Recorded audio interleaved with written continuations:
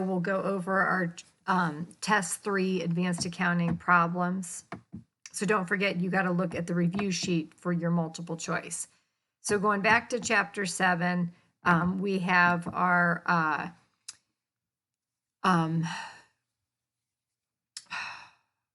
financial derivatives. Sorry, my mind went blank on what they're called. So we have a company that's purchasing a product from a supplier located in Switzerland on November 20th. And the invoice specifies that it will be made, the payment should be made on February 20th in the Swiss francs, and in the amount of 4,000 Swiss francs. So here they give us, again, they tell us they operate on the calendar year basis because we'll have to adjust what we owe on December 31st. So they'd like us to prepare the journal entries. So again, we're in US dollars. So on November 20th, we are going to value the inventory at the 4,000 Swiss francs times our exchange rate on that day, which is the $1.18. So then our inventory will be valued at $4,720. And then we will set up an accounts payable for $4,720. Then at the end of the year, the auditors are going to come in and say, hey, are all of these accounts at their actual realizable value? What do you really owe? So then we'll look at it to say, okay, well, now the US dollar has gone down, or I guess it's actually, it's right, it's gone down. So it's it takes $1.05 to get one Swiss franc. So I guess it actually strengthened, though. It's taking less dollars to get the Swiss franc. So then now we'll take the 4,000 Swiss francs that we owe times the new exchange rate of $1.05, and we really only owe $4,200. So then what we look at is, well, what's in our accounts payable right now?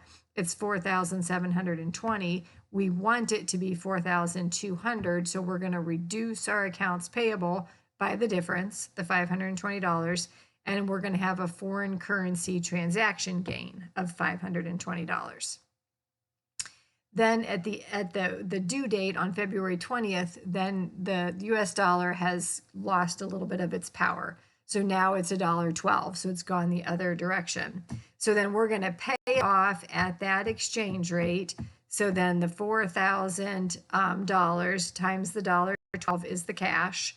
So that's 4,480. I think my video is kind of cutting that out, but 4,480. And then we're going to take the accounts payable off of the books at the 4,200, which is what we adjusted it to at the end of the year. And then now we'll have a foreign currency transaction loss of the 280, again, because the US dollar lost its buying power between the Swiss francs.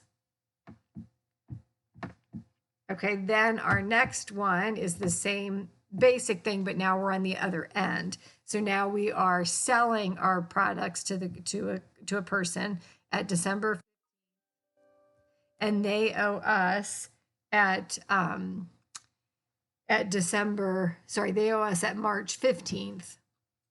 And the invoice specifies that the payment will be made in euros. So they're going to pay us euros. So on December 15th, we will record the accounts receivable and the sales at the 10,000 euros times the exchange rate on that date.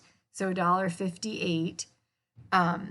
Then at the end of the year, again, the auditors come in and say, okay, is that really the realizable value? So we look at it to say, no, the US dollar has actually weakened, right? Because now it takes $1.60 to buy a euro. But when they're paying us the euros, then that's a good thing. So when the foreign people are paying us in their foreign dollars and the US dollar weakens, we'll end up making more money. So then our accounts receivable is going to go up. We want it to be 16,000. So we have to, again, debit it for the difference, the $200. And then in this case, we have a foreign currency gain.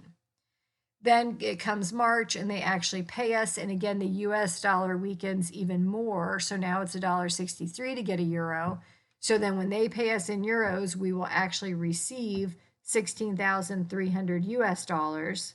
So then we'll take it out of our accounts receivable at the 16,000. And again, we have another foreign currency gain. So I think there's somewhere in the textbook that shows you like a little table of that. Like if it's an accounts payable and the US dollar strengthens or weakens, Obviously, if it weakens, that's bad because we're paying in US dollars and we got to buy the foreign currency translation or foreign currency to actually settle the debt. If it's the accounts receivable and we're receiving it and the US dollar weakens, then it's a good thing. We actually would get more money, and then vice versa. And you may have multiple choice questions that ask you that. So you do have to understand it, not just be able to do these journal entries, but you'll have these as well. Okay. Then these ones are a little bit harder. So what we're entering into is these futures contracts. So we are purchasing 2.5 million pounds of cotton inventory at a cost of $1.05. And to protect that inventory from price fluctuations, we enter into this futures contract for those 2.5 million pounds. And we say we want to guarantee that we're going to get 98 cents a pound. So we're doing that because or we're paying, I guess, if we're purchasing it. We're comfortable with that price and we want to make sure it doesn't change too much during the time frame, because again, we're talking if it's, 3 months or 6 months or something like that, the price can fluctuate. So then here we have the different entries. So when we purchase the cotton, it comes into our inventory 2,500,000 pounds at $1.05, and we set up our accounts receivable. We also enter into that futures contract, but all that is a contractual obligation right now.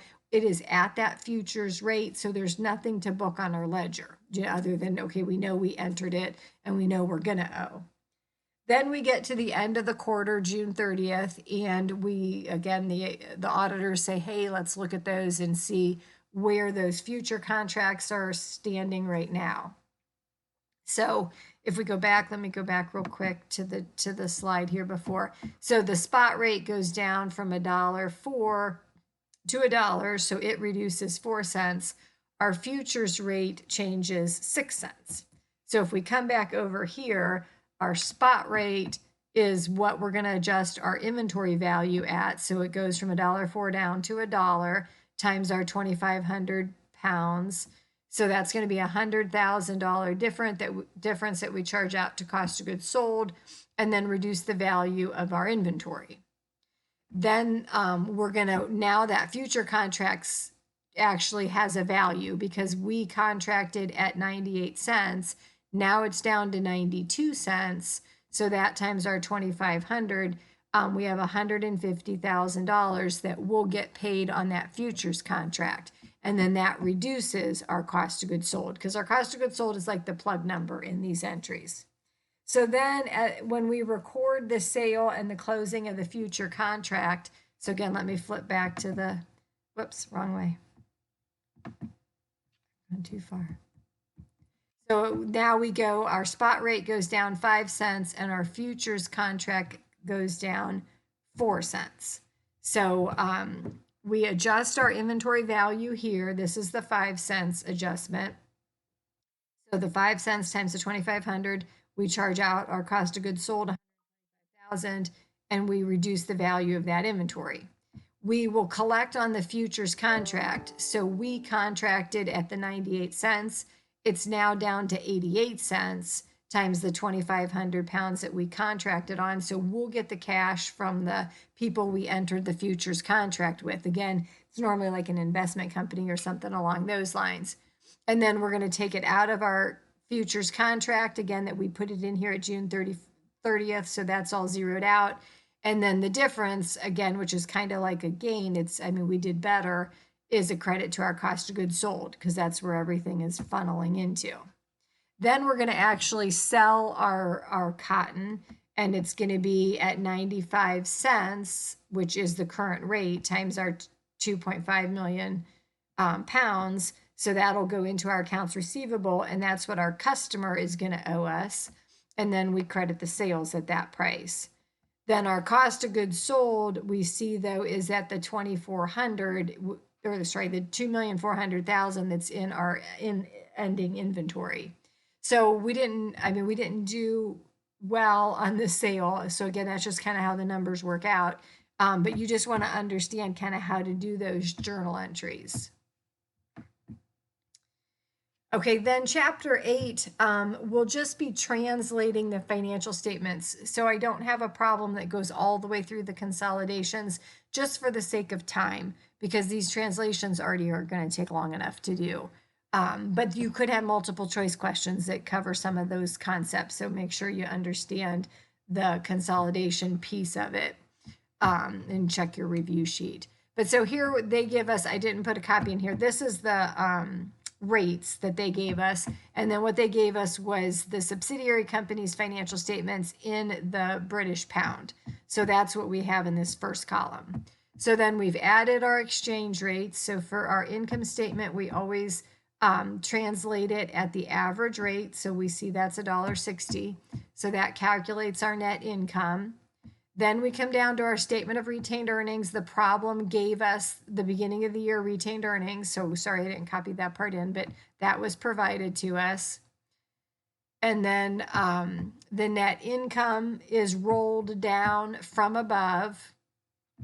So $1,142,400, again, coming from our income statement. And then our dividends translate at this translation rate of the 117,096. So that's going to give us our ending retained earnings balance, which then notice that rolls down into our balance sheet. Then our assets and our current and long-term liabilities are all going to be translated at the $1.65, the end of the year rate. And then we have a plug that is our cumulative translation adjustment. And again, if we were taking this all the way through the consolidation, there would probably be a beginning balance that we had on the parents' books and then this ending balance, but we're not going to have to worry about that. We just translate it to what does the ending balance need to be. And then we come over to our statement of cash flows, and then that we're going to translate at our average rate for the operating section. Then our specific, let me go back real quick. So we have a specific property, plant, and equipment purchase date, and then a specific long-term borrowing date. We have the exchange rates for those. So when we come to the cash flow statement, we use that for our change in our property, plant, and equipment, and then that number for our change in our long-term debt, and then that specific number for the dividends. So then obviously, again, since we're using all different numbers, the cash flow statement is not going to nicely tie out where that change in cash equals the change on our balance sheet. And then to make it even worse, our beginning cash balance is at the beginning of the year rate, and our ending cash balance is at the end of the year rate.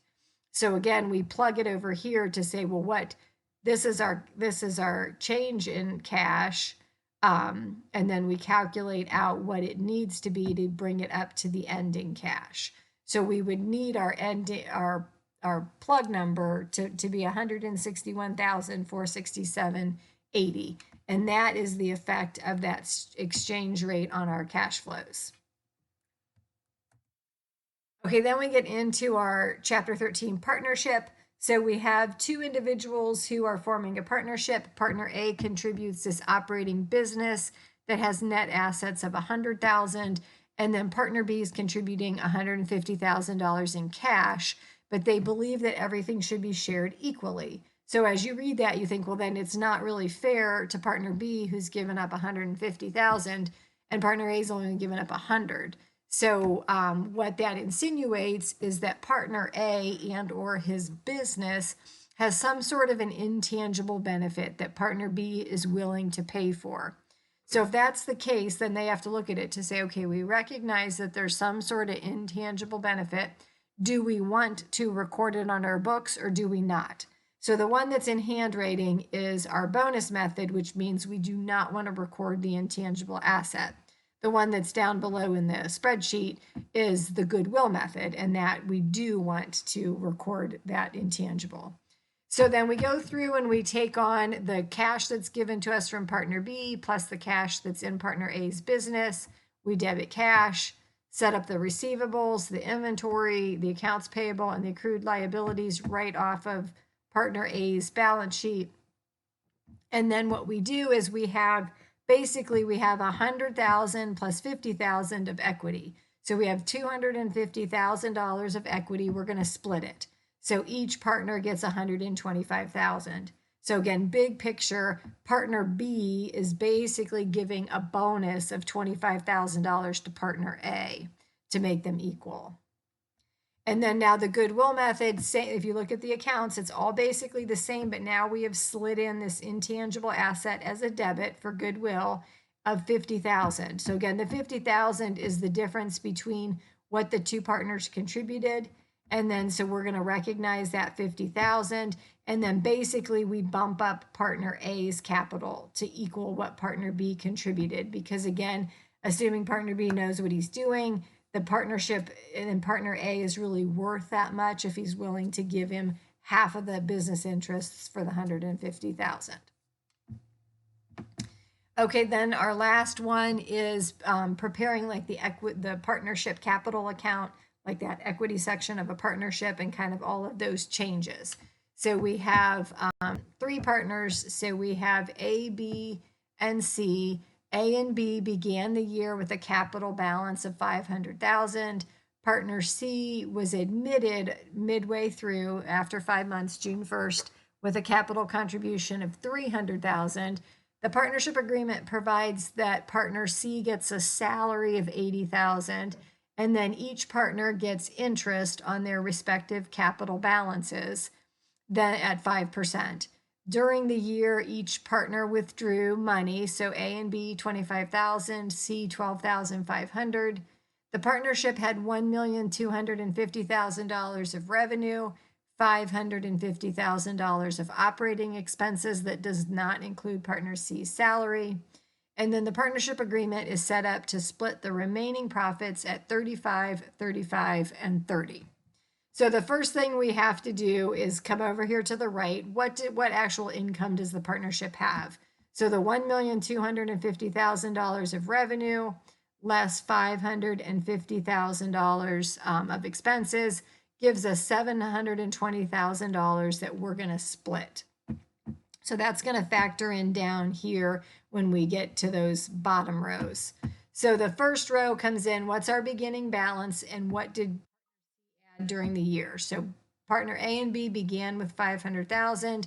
Partner C added the 300,000 on June 1st. Then we subtract out their cash drawings. So partner A and B took out 25,000. Partner C took out 12,500. Then we focus on this profit. So 700,000 is what we have to split. The first amount goes to partner C in her salary, 800,000. So that takes the profit to split down to 620,000. Then we calculate the interest. So 5% of 500,000 is 25,000 for both partner A and partner B. Partner C came in on June 1st. So that was after 5 months had already passed. She contributed 300,000. So that times the 5% times 7 months divided by 12 months for the remainder of the year. Her interest is 8,750. So then we subtract the 58,750 from our 620,000, and then that leaves $561,250 to split according to the ratio. So that times 35% gives $196,437.50 to both partner A and B. And then $168,375 to partner C. And then if you would add up those totals, you'd see we've allocated it all out to the $561,250. And then at the very last line, then we add up all the activity for the year, again, starting with their beginning balance, going down to their profit split. And this is how much each partner has in their equity account. So then that is it. Oh no, then what you also have though is your data analytics. So that I don't have in here because you really have to be able to do it. Now note, because of the lockdown browser, that data analytics question needs to be done separately. So you'll do your all the way up through this chapter on your regular test, your lockdown browser through my business course. Then you'll go back in and do the data analytics problems without using the lockdown browser because it's something with the pop-ups didn't allow it to happen. So look through my different videos on that and play around with Excel, because that's the goal, is that you just understand Excel and you can manipulate, create pivot tables, and things like that.